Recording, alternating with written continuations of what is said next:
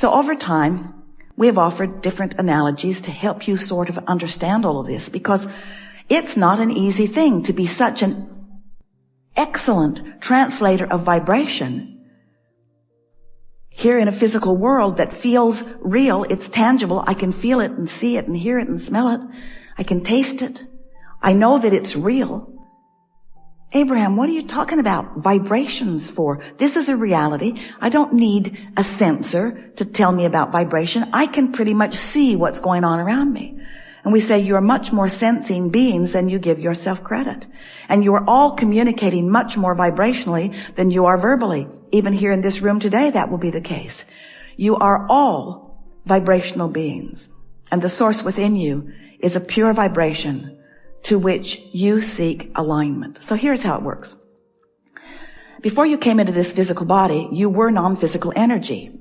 And the larger part of you still is non-physical energy. A part of you came into this body and is exploring, knowing what you don't want and therefore knowing what you do want.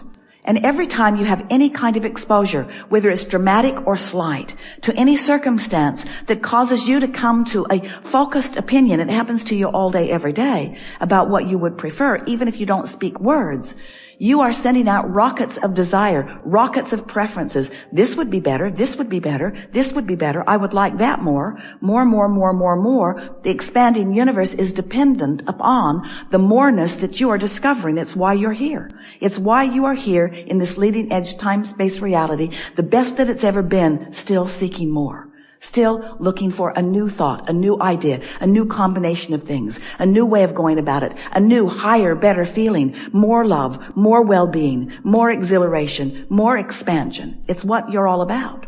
So as life gives you those opportunities to know that, those vibrations emanate from you. You often don't even know that they have, except that while it's happening, you feel higher than you usually do. It's always exhilarating as you launch a vibration. But often you've launched it, but immediately you turn to the absence of what you want. And you begin explaining that you want that more because you've got this less. So without meaning to, you launch a vibration, but you don't keep up to speed with it. But here's the part we really are getting at here. The source within you does get up and keep up to speed with it and maintain the frequency of that which you've asked for.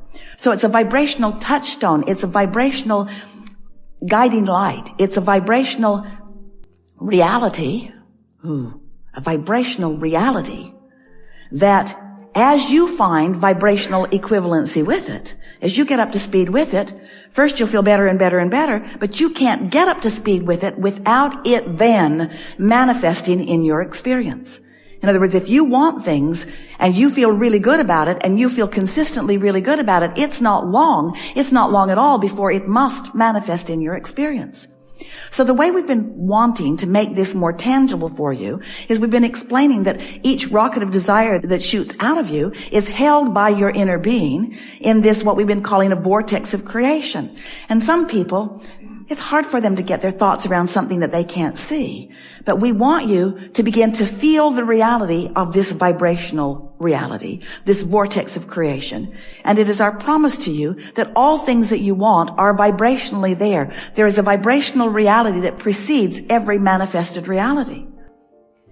So then we want you to understand that once it is launched, and it is all day, every day, you've got a vortex that as you allow it to fill in manifestation, in actualization, in realization, as you let these things that are vibrational be then translated into your experience in what you would call my real life reality.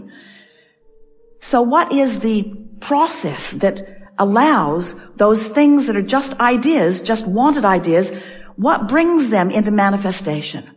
Well, what brings them there is you must prepare your vibrational vicinity, which means you and what you're thinking about, what you're talking about, how you're feeling. You've got to prepare the vicinity so that it matches what's going on in the vortex. For a while we said, you got to get in the vortex. You got to get in the vortex. You just got to bring yourself up to speed and the vortex will bring you in. And that is really the way that it is. But it might be easier for you to understand that the preparation is yours to make. In other words, you got to chill out. You got to stop beating the drum of what's missing, or it will continue to be missing. Because the whole time you're beating the drum of, I don't have enough money, or my lover hasn't come yet, or I don't have this, or this opportunity isn't presenting itself to me. I feel that I'm on the verge, but it doesn't quite ever come home to me. As long as you're beating the drum like that, you're holding yourself in vibrational opposition to the very things that you're asking for. So you and what you want are not showing up at the same place at the same time. So we want to call your attention to your point of attraction. We could even say to your point of allowance. And we want to pose a question to you. We've not stated it to you before in this way. What do I need to do standing in my physical body to allow all of this vibrational reality that apparently, Abraham says, I've been creating for a long time? It's where all the things I want exist. What do I have to do so that those wanted things can come to me in tangible, manifested form? I appreciate, Abraham, you're telling me that they're there. But until I can see them and hear them and smell them and taste them and touch them, I'm not that excited about them. So what do I have to do so that I get the reality that I'm seeking? And we say, you have to prepare yourself vibrationally. You have to stop feeling the absence of it more than the presence of it, or the presence of it can't come. You have to find a way to stop beating the drum of the absence of it, which in simple terms means you got to stop being so specific about what isn't coming and more general about why you want it. And if you'll train yourself into that less specific opposing vibration, then it will come. Does that make sense to you? At any moment in time, you can choose, if you want to establish an emotional grid, a new basis of attraction at any time. You don't have to just keep parlaying off what's been going before. At any time, you can say, hey, I get this point of attraction stuff. I understand that I am the creator of my own reality. I get that I am emanating a vibration, and that vibration is being answered now. I get it that I don't pile it up and pile it up and pile it up and pile it up. You don't pile up your point of attraction. You only pile up your propensity to offer vibrations in any moment in time. That's new. That's a new way of saying that. You only pile up your propensity to respond in any moment in time. And in any moment of time, this is quite exciting, isn't it? In any moment in time, you can choose to respond differently once you know about the grid. Once you know that right here, right now, you can look at that, whatever it was, and you can have a knee-jerk response to it that creates a new layer of point of attraction, because your grids are moving forward with you as you are moving forward.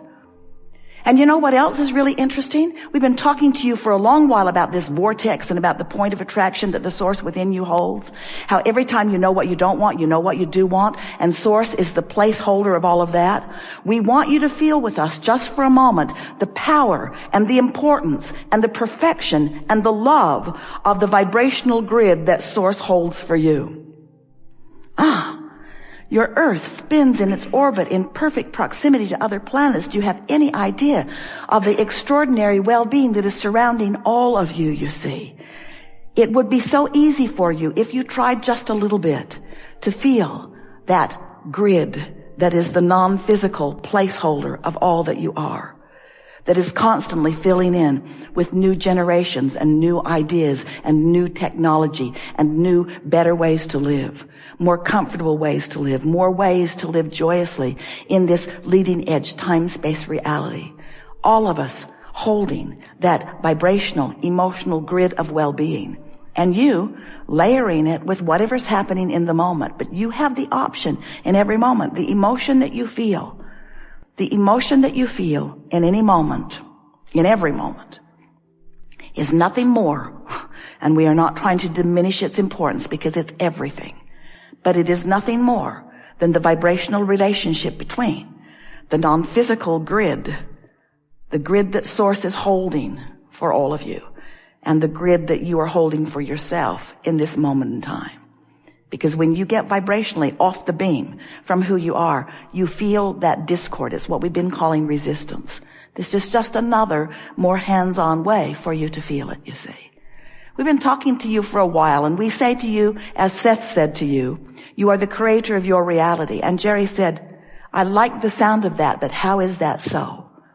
Seth said, your point of power is in the present. And Jerry said, oh, that sounds important, but what do you mean? How is that so?